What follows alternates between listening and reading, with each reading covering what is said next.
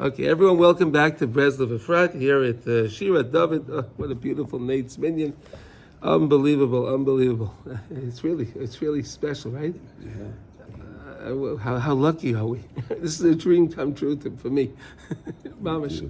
And then we have our Kayan Mordechai. Huh? I'm just in your imagination. That's it.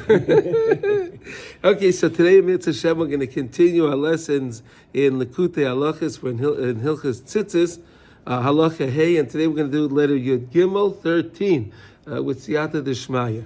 So the guys here were just discussing this idea of Shalom Ba'is and how does it work. So there's a wonderful story that was told over every year by the Alexander Rebbe before he would bake matzahs. He would tell this story over before he would bake matzahs. Why? Because in our houses, Erev Pesach, there's a lot of turmoil. Right, Erev Pesach, right? There's a lot of stuff going on. Oh, I forgot to get this, or did you get that? Oh, with this, or where's that? And the horseradish, and then the charais, where's the wine, and the cups, and right? There's a lot of. It's very high pressure, right? So the Rebbe would tell this story over Erev Pesach when they were baking the matzahs to help get the guys in the right mind frame. So here's the story he used to tell them. There was a village that had a Rebbe one time came to visit. A big Rebbe came to visit a village, and he came there on Erev Shabbos. He came to the village Erev Shabbos, right before Shabbos, and everyone came out to greet the Rebbe in their Shabbos clothes. They all came out to greet the Rebbe because that's what you're supposed to do. And the Rebbe he gave them all brachas, and it was wonderful. And then the Rebbe looks at us, he says, okay, can you tell me where the mikveh is? Can you tell me where the mikveh is? So they say, well, Rebbe, we have a problem. Well, we don't have a mikveh. Oh, what? You don't have a mikveh? Such a fine town like this, you don't have a mikveh? No, no. We do have a mikveh, but the mikveh is broken. Okay, so why don't you fix it? We don't have any money. He says, there's nobody in the town that has any money? Well, yeah, there's one guy in the town. He comes to shul, but he's such a miser, he won't give us anything. He won't give anyone anything. The Rebbe says, you know what, I'm going to stay here for a couple of days, and I'm going to tell you that this man is going to pay for the mikveh, and he's going to build you a brand new mikveh. They say, Rebbe, you don't know this guy. Rebbe, you don't know this guy. This guy's a miser of all misers. Rebbe, okay. I'm up for the challenge, he says. So he goes, they have Shabbos, and after Shabbos, Sunday morning, he tells his shamus, the Rebbe tells his assistant, go to this man's house and tell him I want to give him a blessing, but I'm not going to charge him any money. I just want to give him a blessing. Because if you tell him I'm going to charge him money, he's not going to want to come. So it's a free blessing. Wow. So he goes, knocks on the door, and the guy says, if you're here for any money, I'm not giving you any money. No, I'm not here for any money. No, the Rebbe is here, you heard, and he wants to give you a blessing. I'm not giving any money to the Rebbe. No, the Rebbe, I'm here to give you a message. The Rebbe is going to give you a free blessing. Free? He's not going to ask me for any money? No. All right, okay, I'll get a blessing. So he comes he goes with the thing to the Rebbe, and he sits down with the Rebbe, and the Rebbe says to him, okay, so what do you need a blessing for? So he says, I pretty much have everything. I have a lot of money, I have nice children, I have everything I need. I don't really need anything. Oh, really? There's nothing you need? Well, there's one thing I need, but can everyone go out of the room, please? So everyone goes out of the room. And he says to the Rebbe, hey, can you please close the curtain? We're going to close the curtain in the room. He says to the Rebbe, okay, what do you need? My wife, she's horrible. She's horrible. Give me a blessing that she dies. Okay. Give me a blessing that she dies. Why? I don't want to divorce her, because if I divorce her, I'm going to have to give her a lot of money. But if she dies, I don't have to give her any money. I'm done. The Rebbe looks at him. He says, wow. I heard a lot of things, but this one really takes the cake. So he says to the man, he says, okay, fine, I'll tell you what you do. I'll tell you what to do.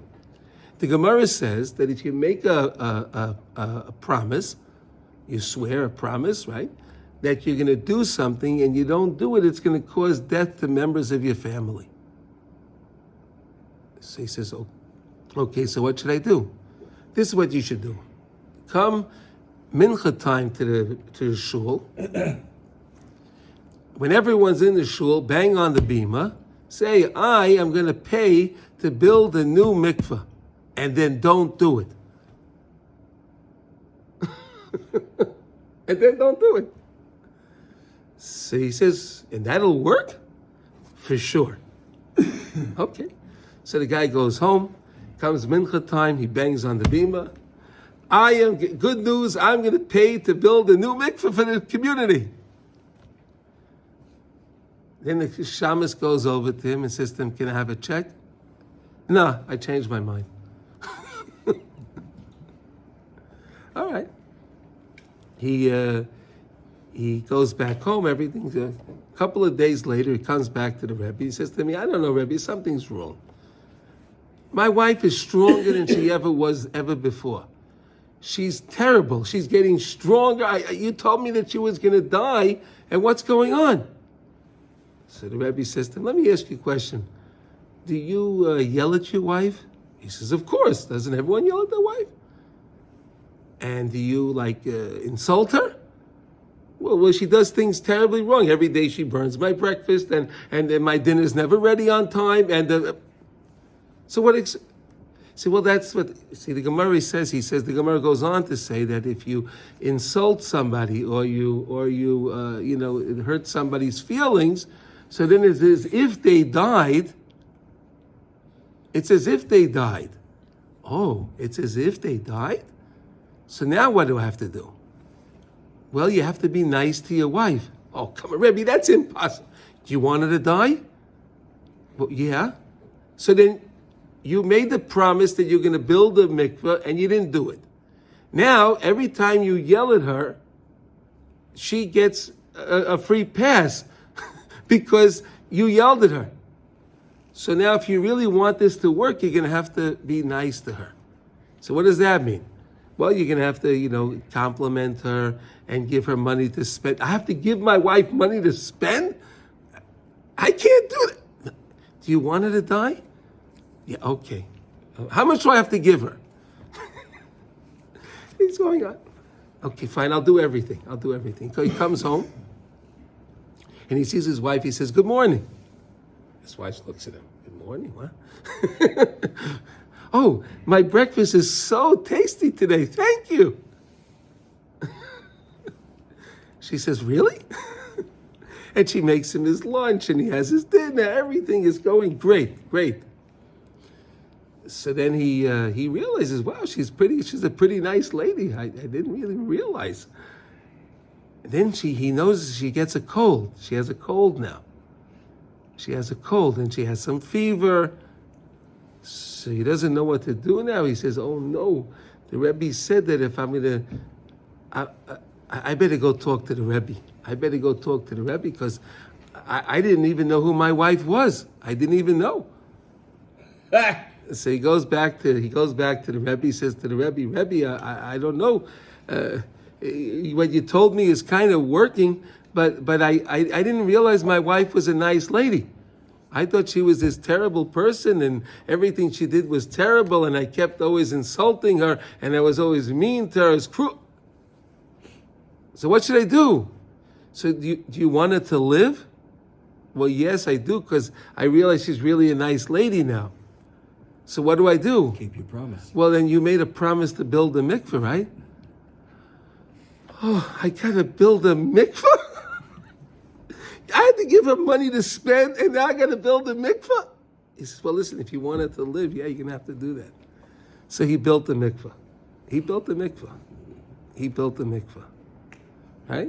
He built the mikveh, and everything was good. And the Rebbe used to tell this story over all the time. See, the problem is we get so mad at people, and we're always yelling at people, we don't realize how sweet and nice and delicious all Yidden really are.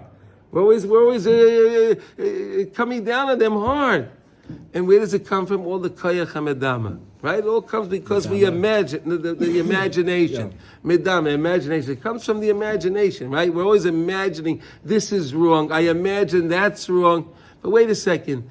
Didn't Hashem have her do this? Didn't Hashem have this one do this? And I'm just here to see what they're doing and just to see the good and to recognize it's always you, Hashem. Right? You understand? So that's really the story. That's what you're learning in this book. That's what the book is all about. The story's in here. That story? Yeah. Oh, they took the... that's the crux of this. That's the crux of it. Because again, if you wait a second. If you're always looking at people, no. If you're always looking at people with in a positive light, you're always looking at people and you see the good in people. You're looking again. That goes back to Reish Pei Beis Torah Zamra. Really, that's what the Rebbe we learned about, right? You have to find the good and not. And again, we learned so much about the teichacha, giving the rebuke, right? You have to know how to give the rebuke. You can't just give rebuke.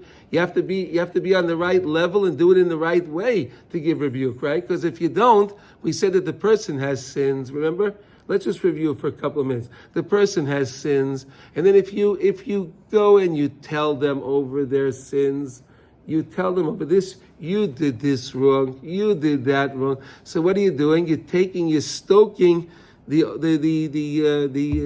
excrement, right? When the excrement is dry, you don't touch it, it's okay, right? But when you walk over to it, you step on it, it gives off its stench. So that's what the teichacha, the rebuke. If you do it in the wrong way, it gives off that stench. But we said, if you can give the rebuke in the right way, then it's like putting a fragrance on top of it, right? You mask it.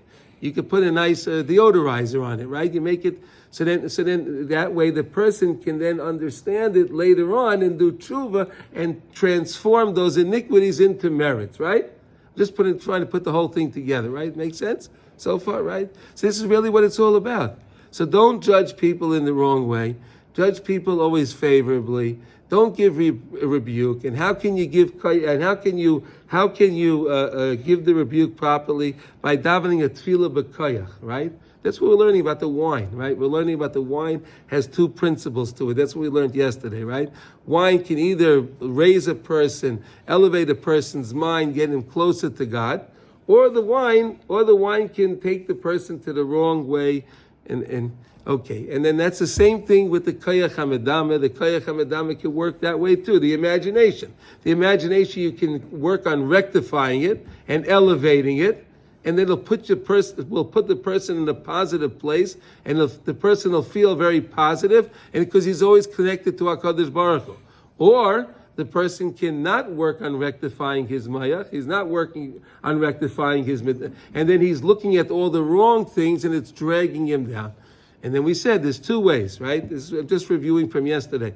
That then wine also it can either lift the person or the person can wind up throwing up, right? The spew. Is that a good word to use? Spew? I was thinking about the right word to use instead of it's not a nice word, right? But maybe spew, is that proper? Is that okay? Yeah.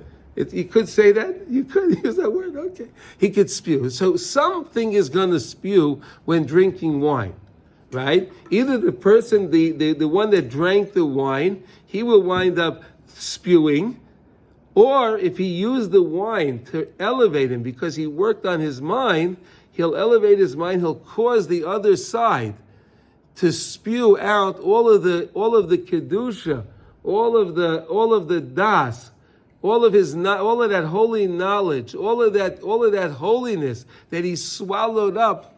He causes him to spew it out, and he can gain that. So wine has that property to it. Oh, good morning, Reb David. Okay, so now let's see what we'll do later. Yud Gimel. But Noach didn't have this idea, didn't understand. Noach didn't know the daven a tefillah of din. What does it mean he didn't daven a tefillah b'din? Noach didn't know the daven for other people. Noach didn't know how he can do that. He didn't know he had the ability to do that. Therefore, when Noach drank the wine, what happened? He became drunk. It didn't elevate him. See, if he would know to daven with the other people when he would drink the wine, it would elevate him. But Noach didn't know that yet. And again, let's not take anything away from Noach. We're like the Monday morning quarterbacks, right? We on Monday morning, you can look back and you say, you could have done this, you could have done that. Noach didn't know. He was the, so to say, the guinea pig figuring things out. He was trying to figure stuff out. None of us. And that's why we have these things in the Torah. So we learn what we can do because of their mistakes. But again, it was Noach meant the Torah says Noach was ish tzaddik hayatamim b'dayraisa. So let's not forget that Noach was a tzaddik.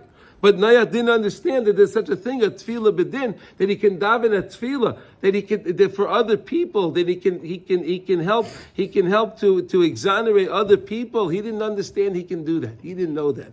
So therefore, when Noach drank the wine, he became drunk. Right? He became drunk. It didn't elevate him to bring him to a closer place with Hashem, but rather it made him drunk. Because he wasn't able to fix his imagination. He felt that the world is terrible. The world, everyone is doing sins. Everything is. What can I do? I'm trying to stay myself. Like we said the other day, I'm trying to stay afloat myself. Right.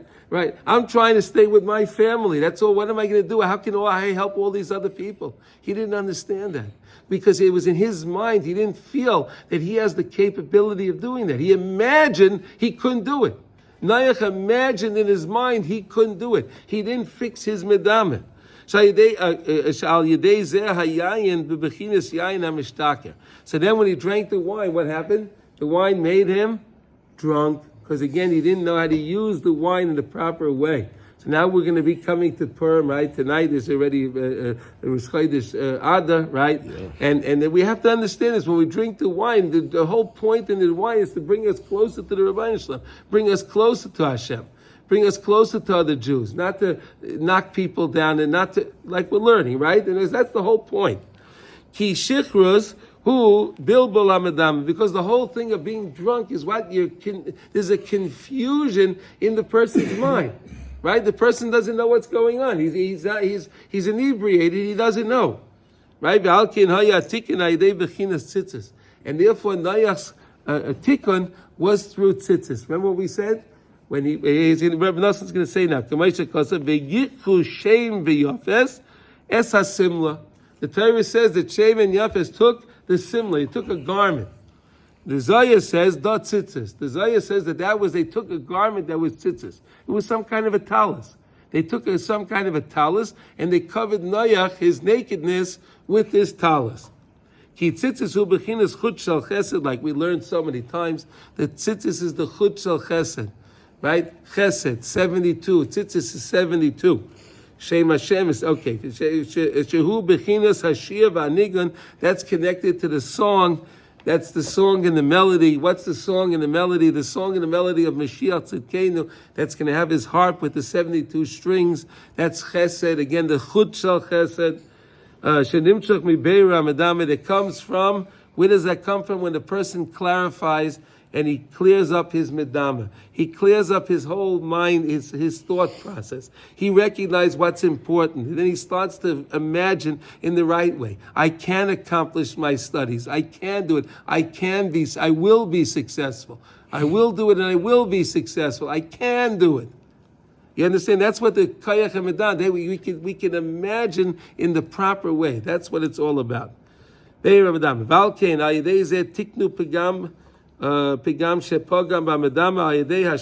therefore, it was established that when a person doesn't drink the wine in the right way and doesn't use it to be misakinim, so then Hashem designed it that the wine is going to cause the person to become drunk. Because if you're going to work with your tzitzis And again, every morning we take out our tzitzis and we look at the strings. If we do that, if we work on that, if we mamish, we take it to heart. We see the strings and we understand there's a chut shel chesed. We understand that we're connecting ourselves back to the kisei hakavod, to HaKadosh Baruch Hu. My neshama, I have a neshama inside of me, which is a chelik elikami mal inside of me. I understand it. My tzitzis can help remind me that. Right? We get so confused in the world that every day so many things happen. We get all messages and all the things. We get all confused in world events and everything that's going on. But when I look at my tzitzis, it can help me that when I drink the wine, I can drink the wine in a way to know I'm getting closer to the Rebbe Shalom, so I don't chas v'shalom get drunk. I don't chas v'shalom wind up spewing. But I rather what I cause is I cause the sitra acha, the other side, that swallowed up all of my kedusha, all of my tefillas, and all of my learning when I didn't learn in the right way, and I didn't understand that I was davening to Hashem. I was just saying the words. I didn't recognize that Hashem is there with me. All of those times, the sitra acha, he gobbles up all of those tefillas. He takes them from us. He takes them from us. Then a person, like we said, the person will say, so if that's the case, why should I bother going to shul? If he's going to swallow it up, because you still said them. He's holding them for you. He's holding them. He stole them from you. He's holding them.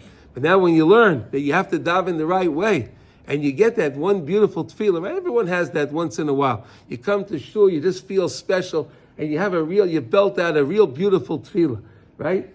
Those beautiful tefillahs are a present from Hashem, for you to be able to take back everything that the sitra acha took from you before to elevate you up. And that's what we're learning here about the wine. We're learning here about Noach and Noach's his mistake with drinking the wine, not understanding there's a tefillah shebekayach. And because of that, Noach became drunk. And what was the tikkun? Through the talis, right? Shem and Yefes came and they put him on the simla. Zaya says that's the tzitzis, and we can accept that also. David, do we have any time? Or you did it the time already? No, I told them 7:30. Is that good? Oh, it's 7:30. So we'll be done now.